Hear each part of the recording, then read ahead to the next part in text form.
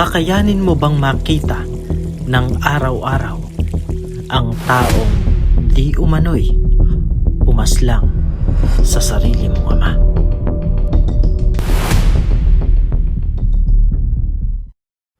Ito ang araw-araw na kalbaryo ng dalagang si SP.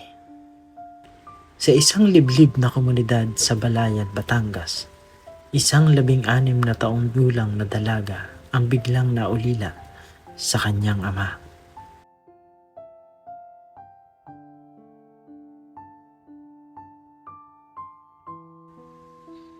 Ayon sa kanilang salaysay, pinaslang ito sa pamamagitan ng sunod-sunod na taga. Tinaga po siya ng kapitbahay namin. At ang itinuturong gumawa nito ay walang iba kundi ang kanilang sariling kapitbahay. Sa murang edad, ang inaasahan sana niyang masasandalan ay tuluyan ng nawala. Ngunit para kay SP, hindi doon nagtapos ang bangungot. Sa halip na isang paglilitis, isang masakit na pagpili ang hinarap ng kanilang pamilya. Mga kababayan, narito po ang kwento ng buhay ni SP.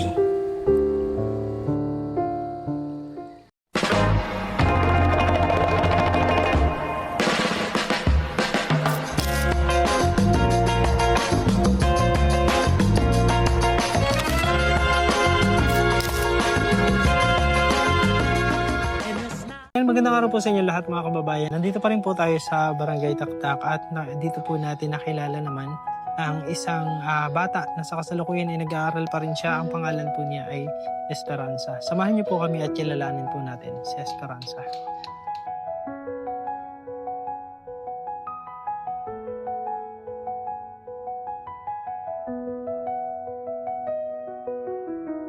Hello!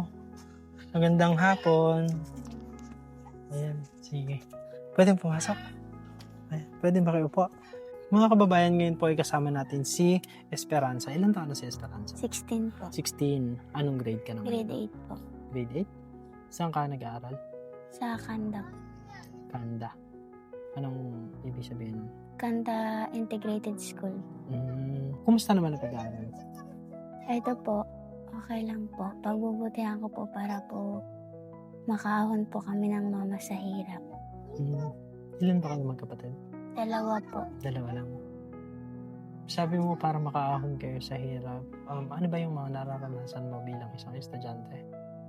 Mahirap po pero kakayanin po. Kahit po ganito lang po kami. Paano mo na ramdaman na mahirap lang kayo? Kasi po wala na po akong papa eh. Nasaan si Papa? Patay na po. Namatay na. Kailan pa namatay si Papa? Noong February 3 po. February 3 ngayong taon na to? Opo. Tinaga po siya ng kapitbahay namin. Sa 5 buwan na nakalipas, sariwang-sariwa pa rin kay SP ang nangyari. Kakilala nyo din yung nakapatay sa kay tatay. Opo. Nasaan na ngayon yung nakapatay kay tatay? Nagtatrabaho po, dyan po sila nakatira. Saan nakatira? Dyan po, kapitbahay lang din po namin. Kapitbahay nyo hanggang ngayon? So nakikita mo siya araw-araw? Opo, pero hindi ko naman po pinapansin. Pag po tinititigan ko siya, natatakot po ako. Hindi ko inaasahan ang naging sagot na yon ni SP. Ay, grabe po yung ganong yung araw-araw mong makikita yung taong naging dahilan ng pagkawala ng ama mo. Torture yun.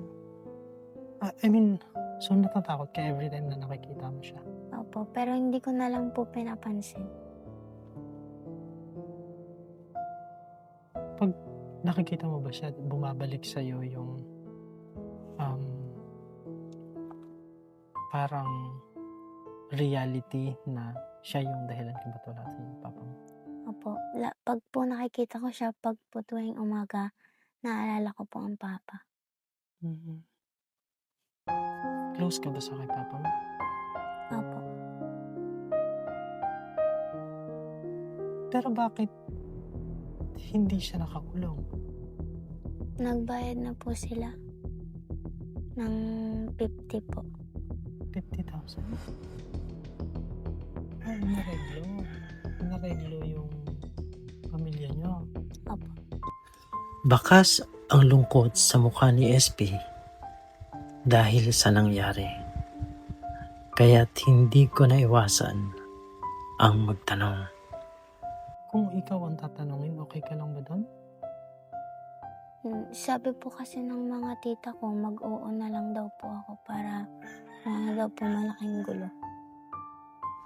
Ramdam na ramdam ko ang bigat sa dibdib ni SP dahil sa desisyong iyon ng mga matatanda.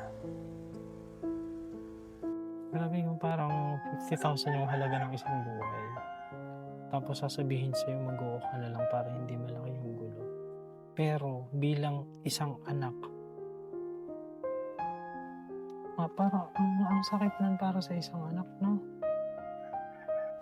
Napakasakit para sa isang anak na kagaya ni SP.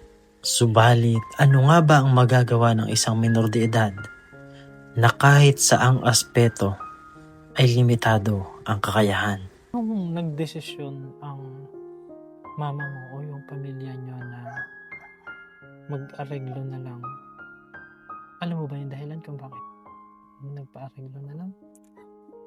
Anong dahilan daw? Para po daw hindi na po daw sila magbayad sa abogado. Kasi po daw mahal po daw ang bayad. Igawa, ang tita ko po ang nagpaurong ng kaso. Kasi walang pambayad na abogado para makapagsampa ng kaso or para maituloy yung kaso.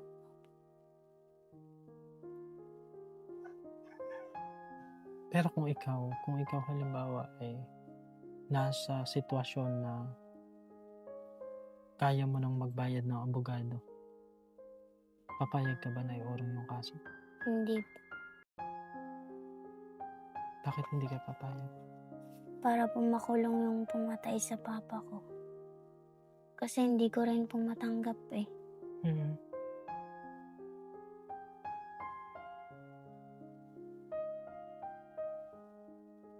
Ano yung mga naiisip mo? Pag po ako tuwing umaga, lagi niya po ako ginigising, naalala ko po yun. Tapos pag po sinusundo ako sa school, naisip ko po, sana ang papa ulit ang magsundo sa akin. Pero yung stepfather ko po ang nasundo sa akin. Hindi mapigilan ni SP ang pagluha dahil sa pangungulila sa kanyang ama. Ano yung alaala mo sa kay papa mo na palagi mong naiisip? Ano po, yung birthday ko po. Isang beses po na nagkasahod siya, Jollibee niya po ako. Hindi niya akalain na yun na pala ang huling Jollibee nila ng Yun ama. kasi ang alaala mo kay papa? Nasaan ka nung nangyari yung Nasa school po. nasa school ka? Apo.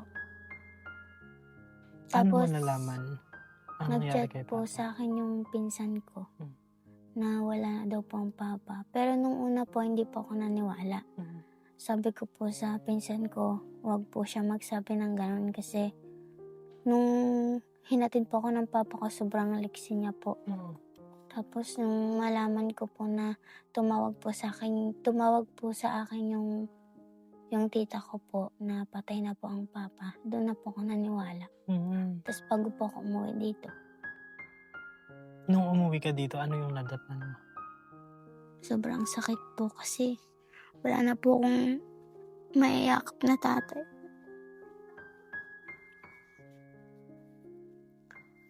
Pag po ako pinapagalitan ng mama, siya po yung nagsasabay. Sabi niya po sa akin, wag daw po ako magpasaway kay mama. Hindi ko alam kung paano ko papagaanin ang kanyang nararamdaman. Dahil alam kong tanging ang kanyang ama lamang ang makakagawa noon. So, bumabalik sa alaala mo yung Opo. mga ano ni Papa. Ano ba yung pangarap ni Papa mo para sa'yo? Makapagtapos po ng pag-aaral, tapos po yung pangarap ko po na maging teacher, dapat daw po matupad ko yun.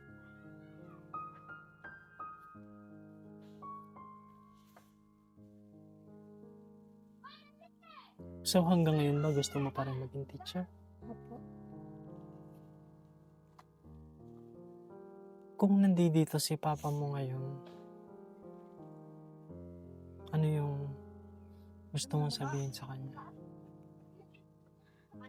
Tutuparin ko po lahat ng gusto niyang ipapangarap sa akin. Tapos po, pag po ako makagraduate ng grade 10, tutulungan ko na po ang pamilya ko. Mhm. Pero paano mo tutulungan ang pamilya mo? Mag-aaral po ako ng mabuti, tapos Mhm. magtatrabaho po ako. Para po makatulong ako sa mama ko. Mm. Pero kailangan mo na bang magtrabaho? Alam mo kasi, sapat na yung mag-aral kang mabuti. Kasi sa tingin ko, kung halimbawang buhay pa si Papa mo, mas gugustuhin niya din na talagang mag-aral ka kaysa yung ipagsabay mo yung pagtatrabaho. Lalo pa kung um, kakayanin naman ni mama mo o ni stepfather mo na pag-aralin kayo. Tumutulong ba si stepfather mo sa pag-aaral mo? Opo, siya po ang nagbibigay ng baon ko. Salin-salinan po sila ng mama. Mm.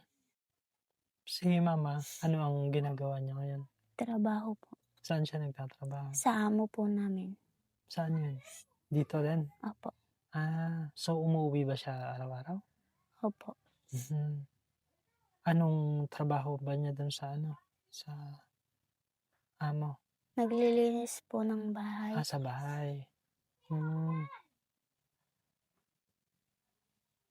Pero bakit namin ang term mo? Bakit sa amo namin? Hindi ka naman kasama doon sa ng Sabi po kasi ng mama, amo daw din po namin yun. Sabi ko, nagtataka nga po ako Hmm. Hindi naman ako matandang tao na Bata Mm. pa ako.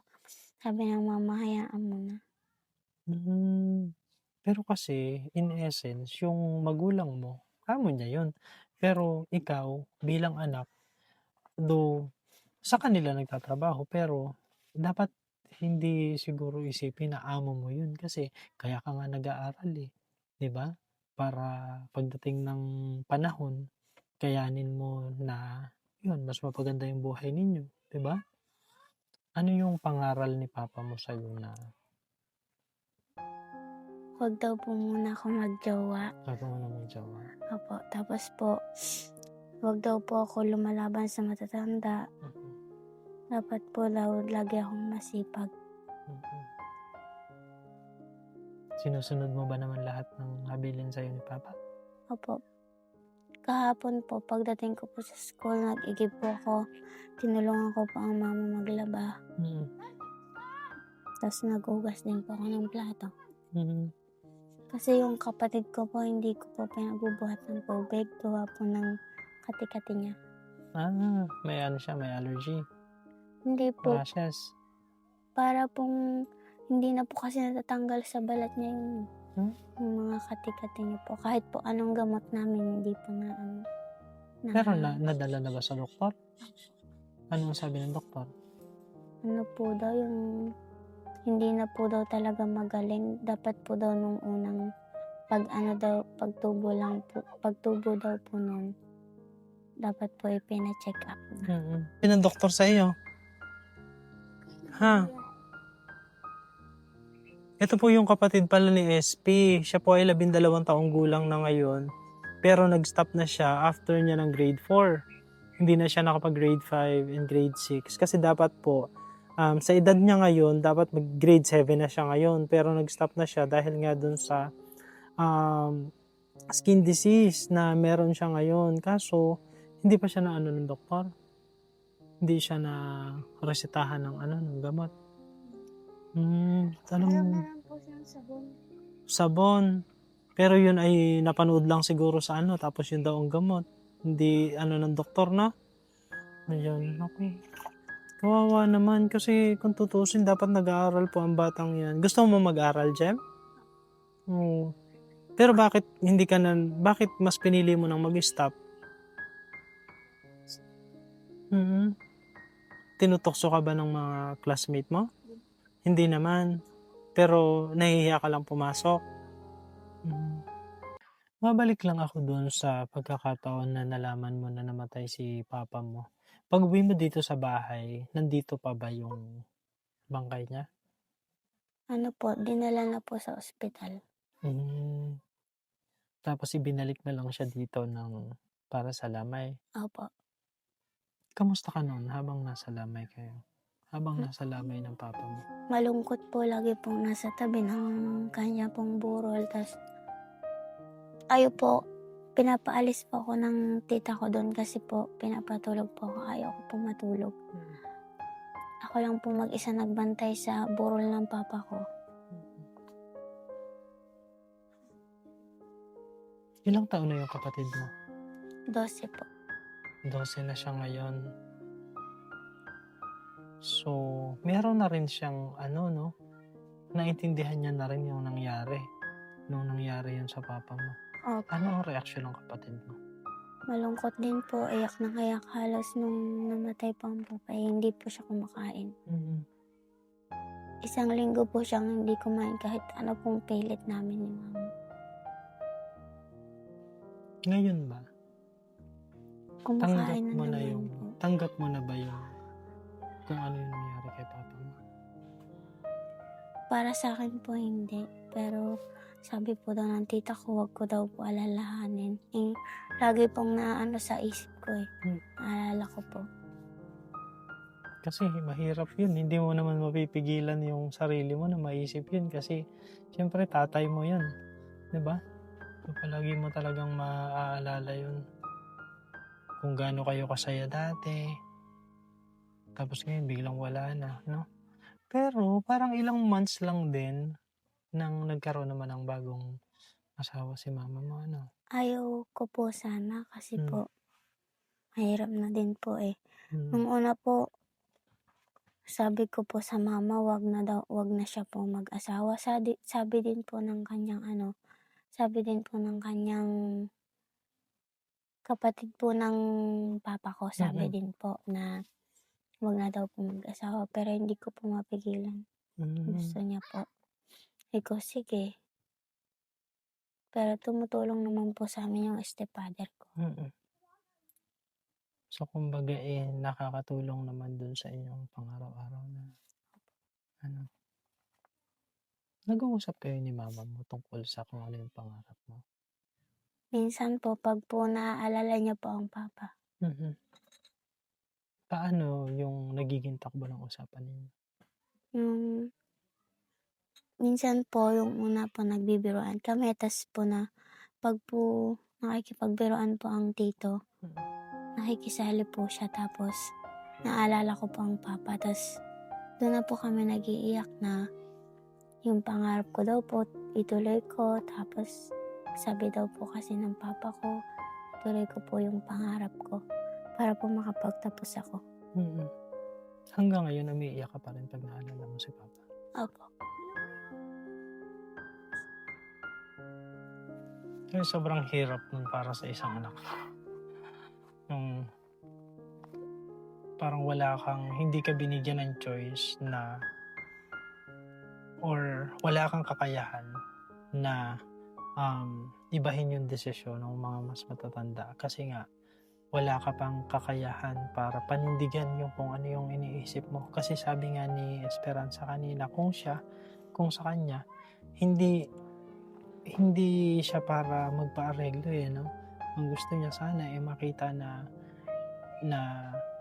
kumbaga may justice ba o yung hustisya para dun sa pagkawala ni papa niya. Kaya lang, bilang bata pa nga siya, hindi yun realistic dahil sa edad niya at dahil nag-aaral pa nga rin siya.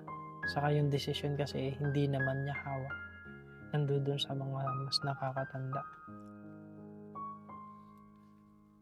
Grabe. Kumusta ka sa iyong pag-aaral ngayon? May mga um, okay ka naman yung mga requirements ng school mo, nagagawa mo naman? Opo. Mm. Pag po may project ako, hindi ko po muna sinasabi sa mama ko kasi po wala pa po kaming budget. Mhm. Eh, paano yun pagka kailangan niyo ng magpasahan? Sinasabi ko na lang po sa teacher ko na kung pwede po sa Lunes na lang po, gagawan ko na lang po ng paraan. Pero paano mo magagawa ng paraan? Pag po kailangan namin ng Manila paper, dinidikit ko na lang po yung bond paper. Yung dinudugtong-dugtong ko na lang po. Yun na Mm. lang po ang ginagawa ko. Buti pumapayag si teacher. Opo. Naintindihan niya. Sinasabi mo na wala kasing budget para doon. Opo.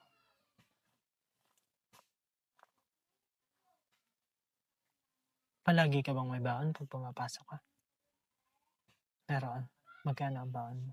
Pag po 100 ang binibigay sa akin po ng tito, tinitipid ko po yan para po kinabukasan meron pa po ako ulit. So, ibig sabihin, parang binabudget mo kung magkano yung binibigay sa iyo. Opo. Pero may mga pagkakataon na wala din maibigay. Anong ginagawa mo pagka ganun? Ano po, humihingi na lang po ako sa klase ko, pero pag po ako humihingi, binibigay po nila lahat sa ko.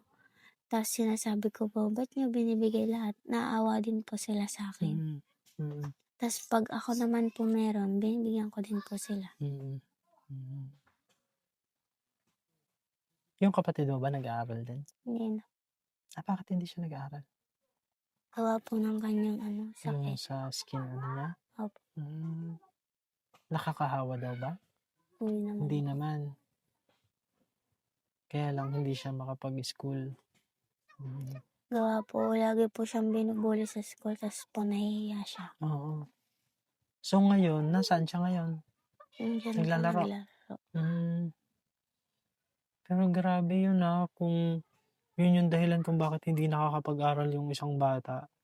Dapat mapaano yun, mapacheck yun. Kasi for sure, meron namang tamang magiging kagamutan yun eh. Pero kung nasasakripisyo yung edukasyon ng bata dahil dun, medyo yun, malaking sakripisyo yun. Ngayon ba meron kang kailangan bayaran na hindi mo sinasabi kay mama? Kahapon po, sinabi ko po sa PTA project po. Sabi po ng mama, try niya daw po kumuha ng pera sa amo namin. Magkano yung kailangan mo para sa PTA project? Sa PTA project po, 150. 150. So yun yung ipagsasabi pa ni mama sa amo. Opo. Kung may maibibigay.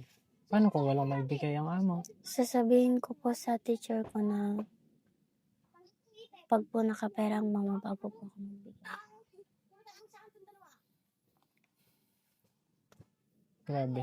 150 pesos per mga kababayan. Kung siguro sa karamihan sa mga nanonood ngayon, iisipin 150 lang. Hindi kaya. Pero din po kasi yung realidad eh. Yun yung realidad ng pamumuhay nila. Na talagang yung 150, hindi ho yun madaling kitain. Kasi nga, sa kinikita, sa paggagapak ng tubo ba ang ni uncle, ni stepfather mo? Ano ang trabaho ni Ngayon po stepfather? is nagagamas po. Naggagamas. So, magkano ang kinikita sa paggagamas? Alam mo ba? Minsan lang po 500. 500. Minsan lang yun. Hindi po yun palagi na merong 500. So, kailangan nilang pagkasyahin yun sa kung kailan merong 500. So, yung akala po ng karamihan na 150 maliit, para po sa kanila napakalaki po nun. Yun po ay kailangan nila talagang, tingnan nyo nga po, ang gagawin pa ng mama niya, magsasabi pa doon sa kanilang amo. Ibig sabihin, babali or magkakash advance para doon sa 150 na kailangan niyang bayaran. Ayan. Pero dahil nandito naman kami, bibigyan kita ng para doon sa iyong babayaran. Para hindi mo na kailangan sabihin kay mama or sabihin mo na lang kay mama na meron ka ng pambayad. Tapos, bukod doon, meron ka na ring pambaon sa mga susunod na araw. Ano? Para kahit papaano ay makatulong sa iyo dun sa iyong pag-aaral. Ayan. So, ayan para sa iyo ito. Hindi naman ito napakalaking Sige po. halaga. Pero, gaya nga po ng sabi ko, dun sa 150 pa lamang na iniisip nila na kailangan magkaroon, 'di ba? Yang halagang iyan magiging kahit papaano makakatulong na din para sa kanila. 'Di ba, Esperanza? Opo. Ano ang gusto mong sabihin? Thank you po, sir. May Mm. pambayad na po ako sa PTA project ko. Mm. Tsaka po may baon na po ako bukas. Mm. Hanggang sa mga susunod na araw, Opo. may pambaon ka na. Basta mag-aral ka lamang mabuti. Mag-focus ka sa pag-aaral. Kasi pagka nakapagtapos ka na, mababago mo na yung sitwasyon. Pwede ka nang gumawa ng mga desisyon na kaya mong panindigan pagdating ng panahon. Though hindi mo na mababago yung nangyari doon sa kay father mo. Pero at least hindi mo na mararanasan ang parehong sitwasyon na kung saan wala kang kakayahan para panindigan yung kung anong gusto mo sanang desisyon. 'Di ba? Kaya, at makukuha mo yan pagka nag-aral ka ng mabuti. No? Makakatulong ba sa'yo kung halimbawang merong isang tao na gustong suportahan ka sa iyong pag-aaral? Halimbawa ay pambaon. Magkano ang baon mo isang araw? Ngayon po, 50 po. 50. 50, ilang araw ba ang isang buwan? 22 days, no? So, parang nasa 1,000, no? O 1,500 siguro isang buwan. Pwede na suporta yan para kay Esperanza. Meron pong manok. Okay na yan. Mabait ang batang ito. Ayan. So, 'di ba? Yung 1,500 nga kasya na yun para sa para sa pambaon ni Esperanza magiging malaking tulong na din siguro 'yun, no? Para sa iyo sa iyong pag-aaral, no? Kung sakali na merong tao na gusto kang tulungan sa iyong pag-aaral, ano yung kaya mong ipangako sa kanya? Ano po, yung sinasabi niya po sa akin na magtapos daw po ako sa pag-aaral, tutuparin ko po yun. Gagalingan mo sa pag-aaral mo. At huwag mag-boyfriend. Baka naman may boyfriend ka na. Bawal pa po. Lagi pong kinukulit ng mama. Pag po meron. Pag po dumadating ako, lagi pong chinecheck yung cellphone ko kung meron pong kachat. Okay. Focus mo na sa pag-aaral. Kasi yung pagbo-boyfriend, yung lalaki, pagdating ng panahon na ikaw ay nakagraduate na, naku, pipila ang mga yan sa'yo para lamang sagutin mo. 'Di ba? Ganun yun. Kaya masunahin mo yung pag-aaral, ha? Ayan. So, yun po mga kababayan. So, ayan, grabe na sobrang naano din ako dun sa sitwasyon nitong si Esperanza. Kasi ramdam ko talaga yung bigat na nararamdaman niya din dun sa kaninang pagkukwento niya dun sa nangyari sa kanyang papa. Ayan, so kung meron pong mga kababayan tayo na nais na makatulong or magbigay ng suporta dito sa kay Esperanza, dahil sa totoo lang sa tingin ko po ay deserving ang bata na ito na tulungan dahil nagsisikap naman po siya sa kanyang pag-aaral. Pwede niyo po akong i-reach out sa aking Facebook page. Sa isang lipunang ang kahirapan ay maaaring maging hadlang sa paghahanap ng katarungan, paano natin masisiguro na ang hustisya ay tunay na para sa lahat?